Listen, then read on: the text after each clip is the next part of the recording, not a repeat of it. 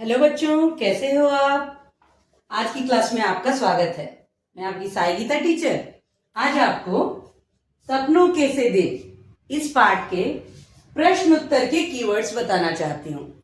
सपनों के से दिन के मैंने पूरे पाठ के कीवर्ड्स आपको दिए थे, आपको याद ही होगा। अगर याद नहीं है तो मैं इस वीडियो में उसका भी लिंक आपको दे दूंगी ताकि आपको कोई असुविधा ना हो।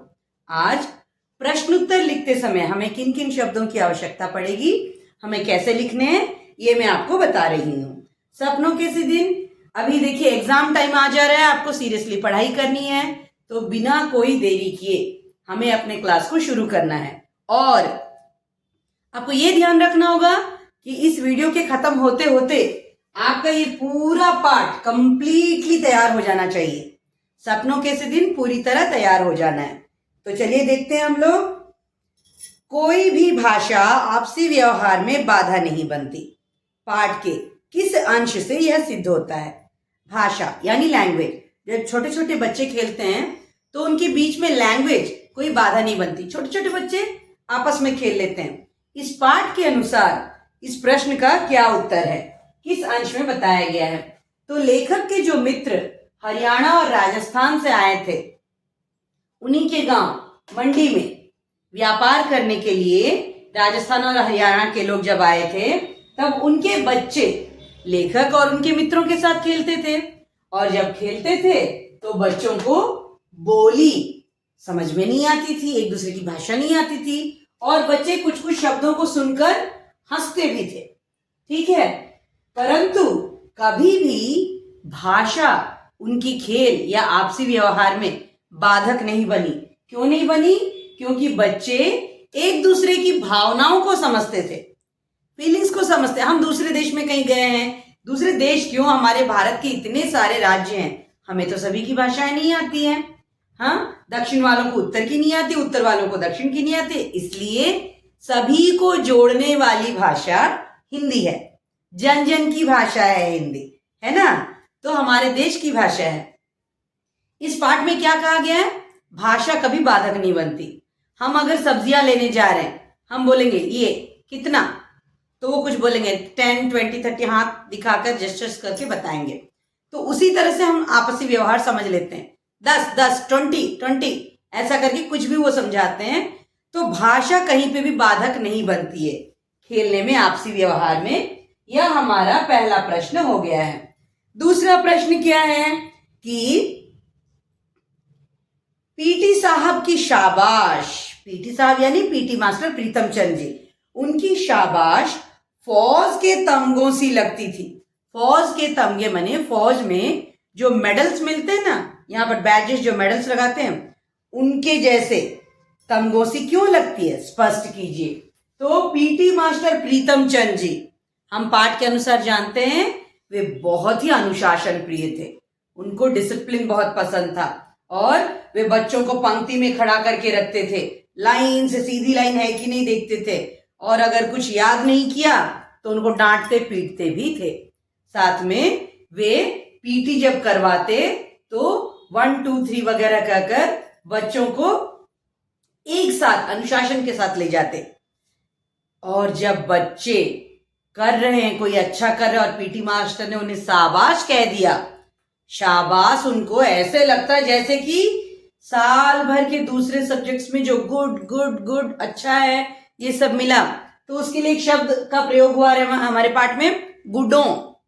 गुड का प्लूरल गुडों, उसका बहुवचन इस तरह से पाठ में प्रयुक्त हुआ है। तो उन सभी गुडों से ज्यादा पीटी साहब की एक शाबाश बहुत ही महत्वपूर्ण हो जाती थी। तो चलिए उत्तर देखते हैं। अनुशासन प्रिय थे हमारे पीटी मास्टर प्रीतम चंद जी। गलती पर कड़ी सजा देते थे। मैं देखिए आपको केवल कीवर्ड्स लिखी हूं, पूरे वाक्य नहीं, कीवर्ड्स लिखी हूं, आपको वाक्य पूरे करने होंगे। अच्छा करने पर शाबाश साल भर के गुणों से महत्वपूर्ण। अच्छा करने पर जब बच्चों को वो शाबाश कहते, वह साल भर के गुणों से भी महत्वपूर्ण होता था। और किसी फौजी तमगे से कम न लगती।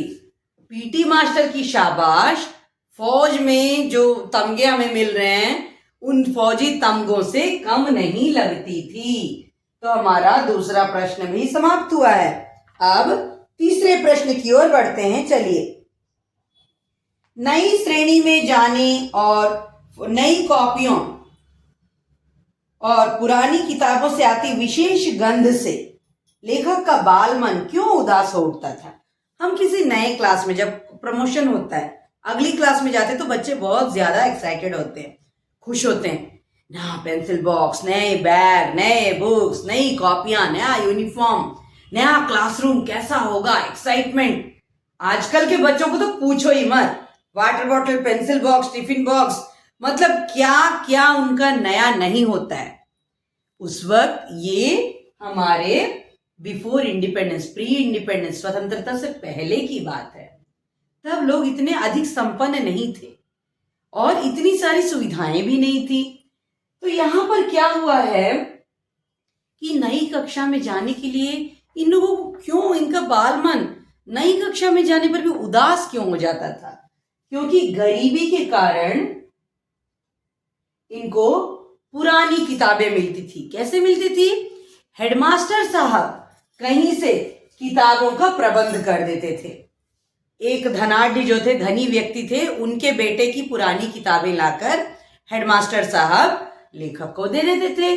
अब लेखक के घर में इतने पैसे नहीं कि नई किताबें खरीदकर नए क्लास में भेजें, तो वो चाहते भी नहीं थे कि बच्चे स्कूल जाएं, कोई जरूरी नहीं था। लेकिन पढ़ाई जरूरी है, बहुत जरूरी है जीवन में आगे बढ़ने के लिए। तो यहां पर देखिए, हेडमास्टर जी प्रबंध करते थे। कॉपियों के अलावा सब कुछ पुराना, सिर्फ कॉपियां नहीं आ जाती थी कुछ कुछ, बाकी सब कुछ पुराना। वही पुराना झोला या बस्ता या बैग, जिसको झोला की तरह या फिर हाथ में लेकर या किसी मतलब कपड़े के थैले में लेकर चले जाते थे। कोई यूनिफॉर्म नहीं, कोई नए जूते वगैरह नहीं। तो बच्चे को जोश कैसे आएगा, खुशी कैसे मिलेगी, आनंद कैसे होगा, उसको मतलब उत्सुकता कहाँ रहेगी, एक्साइटमेंट कहाँ रहेगी? तो ये सब नहीं होता था। लेखक का बाल मन यानी बच्चे का मन इन सब से मतलब प्रभावित नहीं था।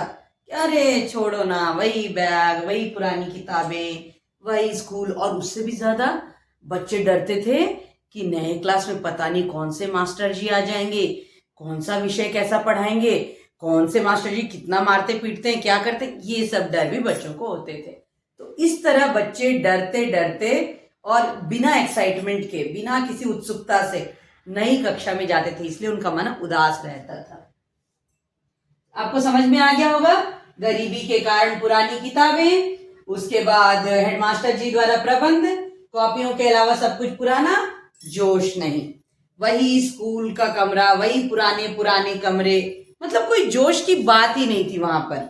अगला प्रश्न देखते हैं। चलिए, देखिए बेटा, कई मतलब अलग अलग तरह के प्रकाशन यानी पब्लिशर्स की अलग अलग किताबों में और अलग अलग स्कूलों में पढ़ने के कारण आपके उत्तर थोड़े आगे पीछे हो सकते हैं, मगर अल्टीमेटली प्रश्न उत्तर यही होंगे।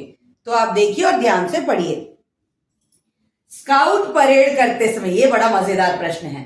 स्काउट परेड करते समय लेखक अपने को महत्वपूर्ण आदमी यानी वेरी इंपॉर्टेंट पर्सन, फौजी जवान क्यों समझने लगता था? अब लेखक केवल एक ही बात पर राजी होते थे स्कूल जाने के लिए, स्काउट के लिए, पीटी के लिए, बस।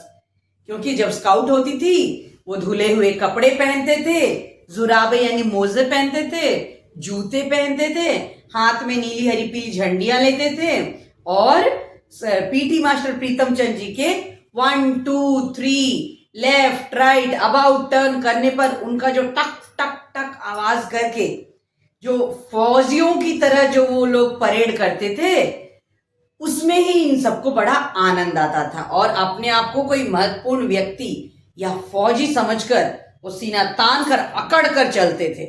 ये एक ही एक कारण होता था। हमारा और एक प्रश्न भी है, एक ही एक कारण होता था जिसके लिए वो स्कूल जाना पसंद करते थे। तो इस उत्तर को देखिए। हमारा प्रश्न और एक बार मैं पढ़ रही हूं। स्काउट परेड करते समय लेखक अपने को महत्वपूर्ण आदमी, फौजी जवान क्यों समझने लगता था? धुले कपड़े, जूते, जुराबे, हाथ में नीली पीली झंडियां लिए, PT master Pritam Chand 1 2 3 right left about turn scout करते अकड़कर चलते तो लगता फौज के आदमी या सिपाही हैं। मैं बार बार आपको बता रही हूँ, सारे कीवर्ड्स हैं, आपको आपके वाक्य पूरे करने होंगे। तो ये बहुत ही अच्छा और बहुत ही महत्वपूर्ण प्रश्न है। अगला प्रश्न देखते हैं। हेडमास्टर शर्मा जी ने पीटी साहब को क्यों मुअत्तल कर दिया? उनको सस्पेंड क्यों कर दिया गया? क्या किया था उन्होंने? आपको पाठ पढ़े होंगे आप सभी को याद होगा कि एक बार चौथी श्रेणी में जब लेखक थे तो उनके फारसी के शिक्षक भी, अध्यापक भी या टीचर भी वीटी मास्टर प्रीतम चंद थे। उन्होंने एक शब्द रूप याद करने के लिए दिया था। बच्चों ने पूरी रात पढ़ी, कोशिश की, याद करने की कोशिश की, परंतु यह याद नहीं हुआ। दूसरे दिन स्कूल में जब गए, एक एक को पूछा गया तो उत्तर सही ना देने पर, जवाब सही तरीके से ना देने पर उनको अपने दोनों पैरों के नीचे से हाथों को निकालकर कान पकड़ने के लिए कहा गया, अर्थात मुर्गा बनने के लिए कहा गया, जो बच्चों के लिए काफी दिक्कत की बात थी। वे कर नहीं पा रहे थे। उसी समय हेडमास्टर साहब बगल से गुजरते हुए गए। उन्होंने यह क्रूर व्यवहार देखा और तुरंत ही उन्होंने काउंसिल से और बड़े लोगों से और जो शिक्षा के अधिकारी थे उनसे बात की और पीटी मास्टर प्रीतम चंद जी को इसी कारण से मुअत्तल कर दिया गया। तो उत्तर में कितना लिखेंगे? पीटी मास्टर प्रीतम चंद सख्त टीचर, चौथी कक्षा, फारसी शब्द रूप, याद न करने पर कड़ी सजा, मुर्गा बना दिया, क्रूर व्यवहार के कारण उनको हेडमास्टर जी द्वारा मुअत्तल कर दिया गया। मैंने पूरी कहानी आपको बताई, परंतु उत्तर में कितना लिखना है आप ध्यान दीजिएगा, क्योंकि 2 मार्क्स के लिए, 3 मार्क्स के लिए जब कोई प्रश्न आ रहे हैं, आप पूरी की पूरी स्टोरी नहीं लिखोगे। जरूरी शब्दों को लेकर आप उस उत्तर को पूरे करोगे, जिन्हें कि मैं यहां कीवर्ड्स के रूप में आपको दे रही हूं। अब अगला प्रश्न हम देखते हैं। देखिए, लेखक के अनुसार उन्हें स्कूल खुशी से भागे जाने की जगह न लगने पर भी, स्कूल मतलब मुझे स्कूल जाना है, क्यों जाना है? इधर कोई खास टिफिन बनाई है मम्मी ने, या फिर आपका कुछ खास आज है, या फिर आपने कोई पोएम या कुछ लर्न कर लिया, या आज आपकी गेम्स की पीरियड है। कुछ तो मजेदार है स्कूल में जो बच्चे स्कूल जाना चाहते हैं। और अगर बच्चे स्कूल नहीं जाना चाह रहे हैं तो इसका कारण क्या है? लेखक को स्कूल जाने में कोई रुचि नहीं थी, उनको कोई अच्छा नहीं लगता था, बिल्कुल भी नहीं। फिर भी न लगने पर भी कब और क्यों उन्हें स्कूल जाना अच्छा लगता था? कब जाते थे और क्यों जाते थे? अगेन द सेम आंसर, जिस दिन की उनका परेड होता था, स्काउट की परेड। तो स्काउट ये हमारा हो चुका था, मैंने टिक मार्क नहीं किया। मैं 2 टिक मार्क क्यों कर रही हूं? एक मैं आपको उत्तर समझा रही हूं, उसके लिए 1 टिक मार्क, एक मैं उत्तर पढ़ रही हूं, उसके लिए दूसरा टिक मार्क। आप जब इस तरह टिक मार्क की हैबिट करोगे तो आपका फायदा क्या होगा? आपको पता चलेगा आपने ये पढ़ा या नहीं पढ़ा। दूसरी बात, आपने कितनी बार पढ़ा। 1 टिक मार्क 1 बार के लिए, कितनी बार आप पढ़ रहे हो ये पता चलेगा आपके टिक मार्क्स को देखकर। तो यहां देखिए, स्काउट परेड, साफ सुथरे कपड़े, झंडियां, बूट, जुराब, 1 2 3 फौजी, मजा आता। यानी जब स्काउट की परेड होती तो उसी समय स्कूल जाने में बड़ा अच्छा लगता। क्यों? क्योंकि साफ सुथरे कपड़े पहनते थे, बूट और जुराबे पहनते थे, हाथ में झंडियां लेते थे, और जब पीटी मास्टर प्रीतम चंद 1 2 3 या लेफ्ट राइट या अबाउट टर्न कहते तो फौजी की तरह ये अकड़ कर चलते और बहुत ही अच्छा अपने आप को महसूस करते थे। उन्हें बड़ा मजा आता था। ये हमारा 2 बार पढ़ना हो गया। अगला प्रश्न देखते हैं। चलिए, लेखक अपने छात्र जीवन में स्कूल से छुट्टियों में मिले काम को पूरा करने के लिए क्या क्या योजना बनाया करता था? आप लोग भी समर वेकेशन में बहुत कुछ बनाए होंगे, बहुत सारी प्लानिंग्स हुई होंगी, ऐसे करना है, वैसे करना है, we have this much homework, so how to arrange the time, how to manage the time. करते हैं सब कुछ। जब हमारी पहले छुट्टी का जिस दिन होमवर्क मिलता है, 1 day before the summer vacation, previous day, जिस दिन हमारी छुट्टी मिली उसके पहले दिन सारे होमवर्क्स मिल गए, असाइनमेंट्स मिल गए, सब कुछ हो गया। हम बोलते हैं हाँ फटाफट कर लेंगे, ये कर लेंगे, वो कर लेंगे। बस स्कूल से आए, दीन दुनिया से अलग हो गए, भूल गए, खेलने में लगे हैं, नानी के घर चले गए, मामा के घर चले गए, कुछ ना कुछ चल रहा है। इस चक्कर में क्या होता है, बच्चे अपना होमवर्क पूरा नहीं कर पाते हैं।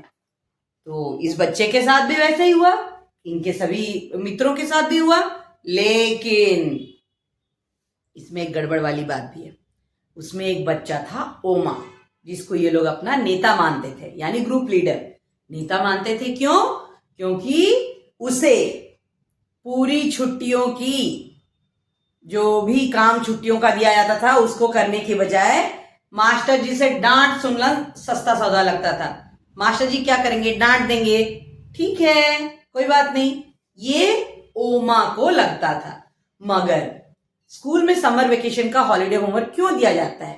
ताकि बच्चे धूप में या कहीं बाहर ज्यादा न जाएं, ताकि बच्चे स्कूल आने के बाद पढ़ाई भूल न जाएं, ताकि बच्चे थोड़ा थोड़ा पढ़ते रहें तो उनके दिमाग में वो सब पाठ घूमते रहेंगे, ताकि स्कूल खुलने के बाद जो हमारे क्लास टेस्ट होते हैं, यूनिट टेस्ट होते हैं, उसमें बच्चा कुछ तो लिख सके। ऐसा ना हो कि फिर से शुरुआत हो, फिर से ABCD, फिर से क ख ग घ से शुरू करे बिगनर्स क्लासेस की तरह, वो तो नहीं हो पाएगा। तो इसीलिए हॉलीडे होमवर्क या गर्मी की छुट्टियों में होमवर्क दिया जाता है, परंतु बच्चे उसे दूसरी नजर से लेते हैं, ऐसे लेते जैसे उनको बंदी बना दिया गया है। तो यहां पर क्या हुआ, इस तरह वो क्या करते थे, इस प्रश्न का उत्तर देखिए, टाइम टेबल बनाते थे, जैसे बड़े भाई साहब में बनाया गया था। कितने दिन कितना काम बराबर बांटा गया, मतलब कितने दिन की छुट्टियां हैं, हमें कितने काम मिला, उसको हमने पूरा डिवाइड कर लिया।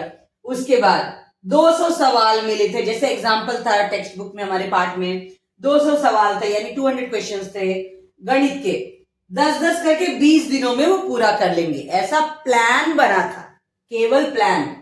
पर खेल कूद ही किया, सिर्फ खेलते रहे, खेल कूद होता रहा, और अंत में नेता ओमा की तरह काम से सस्ता सौदा मास्टर जी की पिटाई लगी। मतलब पूरे समर वेकेशन का काम करोगे या मास्टर जी से अच्छा खासा पिट जाओगे। तो ओमा कहता था कि पूरे हफ्ते की, पूरे मतलब समर वेकेशन की मेहनत है, उससे अच्छा है कि हम मास्टर जी से पिट जाएं, ये ओमा का कहना था। तो हमारा यह उत्तर पूरा हुआ। मैंने आपको उत्तर समझाया, उत्तर पढ़कर सुनाया। आप में से कितने बच्चों की ये आदत है कि समर वेकेशन का होमवर्क या कोई होमवर्क है तो उसको आप समय पर नहीं करते हो? अगर ऐसी कोई आदत है, उस आदत को बदल लो, क्योंकि पढ़ाई बहुत ही जरूरी है, जीवन के लिए बहुत ही आवश्यकता तो पढ़ाई है, पढ़ने से ही हम आगे बढ़ पाएंगे। अब अगला प्रश्न देखते हैं।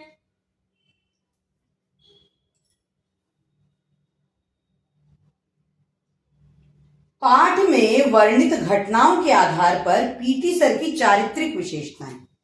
पीटी सर की चारित्रिक विशेषताएं क्या हैं उनकी? दुबले पतले से वे थे, छोटे कद के, शॉर्ट हाइट के थे, तेज आंखें थी उनकी, खाकी वर्दी पहनते थे, लंबे जूते पहनते थे, अपने आप को ऊंचा करने के लंबे जूते पहनते थे, अनुशासन प्रिय थे, बहुत ज्यादा डिसिप्लिन। उनका नाम प्रीतम चंद था, पीटी मास्टर प्रीतम चंद। गलती की कड़ी सजा देते थे, बहुत ही कड़ी सजा, परंतु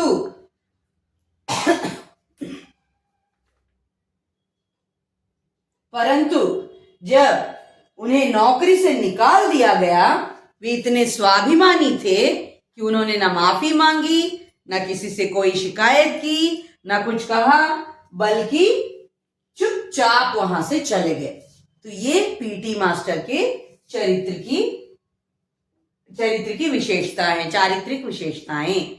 उन्होंने क्या किया, वे दुबले पतले से थे, छोटे कद के, तेज आंखें थी उनकी, खाकी वर्दी पहनते थे, लंबे जूते पहनते थे, अत्यधिक अनुशासन प्रिय थे। उन्हें पीटी मास्टर प्रीतम चंद, उनका नाम प्रीतम चंद था, वे पीटी मास्टर थे। गलती करने पर बच्चों को कड़ी सजा देते थे, साथ ही साथ एक बहुत ही अधिक स्वाभिमानी थे। नौकरी से निकाले जाने पर, जब वो दिए थे ना सजा, बच्चों को मुर्गा बना दिए थे, तो नौकरी में सजा दिए जाने पर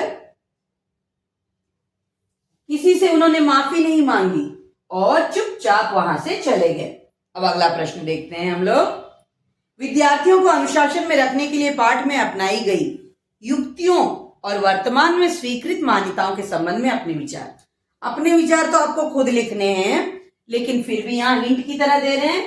पहले के जमाने में शिक्षक अनुशासन के नाम पर मारा पीटा करते थे। ठीक है, कोई बात नहीं। आजकल किसी को भी टच करना, मारना, पीटना, डांटना ये कानून के खिलाफ है। तो आजकल क्या किया जाता है? आजकल शिक्षकों को प्रशिक्षण दिया जाता है, ट्रेनिंग दी जाती है टीचर्स को। कई ट्रेनिंग्स होती है टीचर्स की, और बीएड की पढ़ाई होती है, एलिजिबिलिटी होती है टीचर्स की कि हम स्कूल में बच्चों को पढ़ाने के लायक हैं कि नहीं है। कई तरह के ट्रेनिंग्स, प्रशिक्षणों के बाद हम बच्चों के सामने में जाते हैं ताकि उनकी कोई गलती हो, उनकी कोई दिक्कत हो, उनको कोई असुविधाएं हो, उन सबको हम समझ सकें और उन्हें समझाकर उस जो भी वहां की प्रॉब्लम है, जो भी वहां पर कुछ गड़बड़ है, उसे हम सही कर सकें। तो पहले जमाने में शिक्षक अनुशासन के नाम पर बच्चों को मारा पीटा करते, पर अब शिक्षक प्रशिक्षण, मतलब शिक्षकों को प्रशिक्षित किया जा रहा है, ट्रेनिंग दी जा रही है बच्चों को पढ़ाने, सिखाने, समझाने के लिए, उन्हें समझने के लिए। मतलब बच्चे कैसा व्यवहार करते हैं, चाइल्ड साइकोलॉजी, उनको समझने के लिए, परेशानी दूर करने के लिए आजकल शिक्षकों को ट्रेनिंग दी जा रही है ताकि ये समस्याएं दूर हो सके। अब अंतिम प्रश्न पर आ रहे हैं हम लोग। बचपन की यादें मन को गुदगुदाने वाली होती है, विशेषकर स्कूली दिनों की। अपने अब तक के स्कूली जीवन की खट्टी मीठी यादों को लिखिए। मैंने एक वीडियो भेजा था जिसमें मैंने पहाड़ा पढ़ा था। मैं हिंदी मीडियम से पढ़ी हूं तो मैंने पहाड़ा पढ़ा, टेबल्स। तो मैं कितना खुश होकर पढ़ी हूं, उस वीडियो का लिंक मैं डालूंगी, आप देखिए, कोशिश कीजिए। वो मेरे बचपन की एक याद है। आप तो भी बच्चे ही हो सब, फिर भी आपके बचपन की जो भी खट्टी मीठी याद है, आप उसको इस प्रश्न के उत्तर के रूप में लिखिएगा। ये मैंने टिक मार्क नहीं दिया। अब अंतिम प्रश्न, और बचपन की यादों के लिए तो आपको जरूरी लिखना चाहिए कुछ। अंतिम प्रश्न देखिए। प्रायः अभिभावक यानी पेरेंट्स, प्रायः अभिभावक बच्चों को खेलकूद में ज्यादा रुचि लेने से रोकते हैं और समय बर्बाद ना करने की नसीहत देते हैं। बताइए, खेलकूद आपके लिए क्यों जरूरी है? खेल आनंदमय होते हैं, तंदुरुस्ती की निशानी होती है, स्वस्थ शरीर में ही स्वस्थ मन होता है, खेलने से बच्चे ताजा होते हैं, ताजा यानी रिफ्रेश होते हैं, जीवन में रुचि बढ़ती है, अनुशासन आता है, आपसी प्रेम रहता है, हिम्मत आती है, क्योंकि हिम्मत मतलब अगर हम हार गए तो हमें उस स्ट्रेस को कैसे लेना है, हिम्मत रखनी हमें, साहस, हार जीत का सामना। अतः खेल जरूरी है। खेल बच्चों के जीवन में बहुत ही आवश्यक है। अब दूसरा पार्ट क्या है इस प्रश्न का? आप कौन से ऐसे नियम कायदों को अपनाएंगे जिससे अभिभावकों को आपके खेल पर आपत्ति ना हो? तो अभिभावकों को डर क्या लगा रहता है कि खेल से समय की बर्बादी हो रही है, पढ़ाई नहीं हो रही है, बच्चों की उन्नति नहीं हो रही है। तो आप क्या करोगे? आपका कर्तव्य है, आप कैसे आपको करना है, इसके लिए, इसके खिलाफ या इसके विरुद्ध जाकर आपको सही तरीका क्या अपनाना है कि इसलिए समय से काम करें। खाने के समय पे खाना, सोने के समय पे सोना, पढ़ाई के समय पे पढ़ाई और खेल के समय पे खेल। इसलिए समय से काम, खेल, पढ़ाई, नींद, ताकि शारीरिक मानसिक संतुलन बना रहे, समय का सदुपयोग हो, स्वयं पर नियंत्रण भी आए कि नहीं नहीं नहीं अब गेम बंद करना, अब मेरे होमवर्क का टाइम हो गया, रिवीजन का टाइम हो गया। उसके बाद जीवन में सफलता मिलती है। तो इस प्रकार हमने इस पाठ को समाप्त किया, हमने इस पाठ को पूरी तरह से खत्म किया है। आप इसको ध्यान से पढ़िए, शुद्ध और सही हिंदी सीखिए और अच्छे से रहिए। धन्यवाद।